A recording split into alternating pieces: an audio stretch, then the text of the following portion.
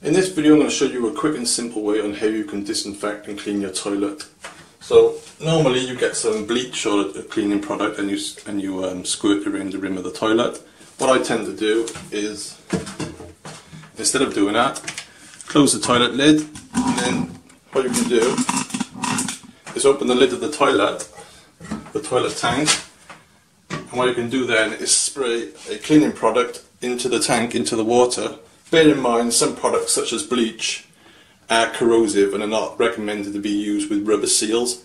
There are obviously some rubber seals was inside your toilet tank, but because it's been diluted it shouldn't cause any problems. I've been doing this for years and I've never had a problem. So what you can do is just spray a little bit of bleach into the tank, not too much.